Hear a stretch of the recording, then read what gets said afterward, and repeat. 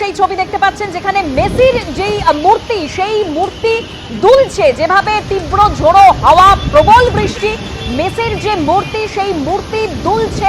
এই মূর্তি নিয়ে আগেও এক পরিস্থিতি তৈরি হয়েছিল যে সেখানে মূর্তি দুলছে, আশঙ্কা ছিল স্থানীয়দের যে যখন তখন বড়সড় কোনো দুর্ঘটনা ঘটতে পারে। সল্ট লেক টাউনের সেই ছবি আপনারা দেখতে পাচ্ছেন, মেসির যে মূর্তি সেই মূর্তি দুলছে, যে প্রবল হাওয়া দিচ্ছে। এখনো পর্যন্ত আবহাওয়ার সেভাবে উন্নতি হয়নি, একদম সেই ছবি। সরাসরি ব্রতদীপ ভট্টাচার্য আমাদের প্রতিনিধি রয়েছেন সেখানে। ব্রতদীপ, যে কোনো সময় বড়সড় দুর্ঘটনা ঘটতে পারে।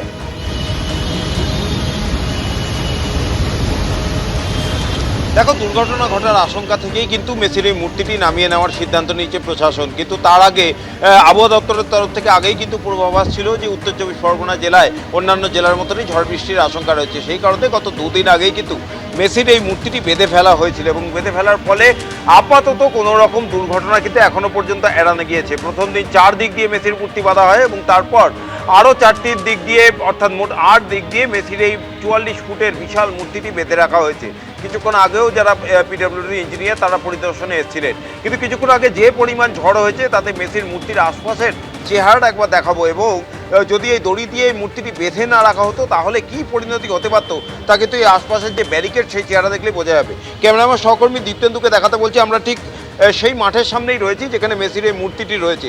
এবং গত দুদিন আগে এই মাঠের চারপাশে কিন্তু বাঁশ দিয়ে ব্যারিকেড দিয়ে দেওয়া হয় এবং শুধু তাই নয়, এই লোহার যে রেলিংগুলো দেখছো তা দিয়েও কিন্তু ব্যারিকেড দিয়ে দেওয়া হয়েছিল এই গার্ডরেলগুলি দিয়ে। কিছুক্ষণ আগে যে প্রবল ঝড় বৃষ্টি হয়েছে দেখতেই পাচ্ছ, গোটা এই ব্যারিকেডটা কিন্তু আছড়ে পড়েছে একেবারে মাটিতে। এবং একই সঙ্গে মেসির যে মূর্তি, একদম ব্রতদীপ, আমরা দেখতে পাচ্ছি এতে বড়সড় দুর্ঘটনা না ঘটে যেন মেসির মূর্তি একেবারে দড়ি দিয়ে চারদিক দিয়ে বেঁধে রাখা হয়েছে। হ্যাঁ ব্রতদীপ, যেরকম বলছিলে।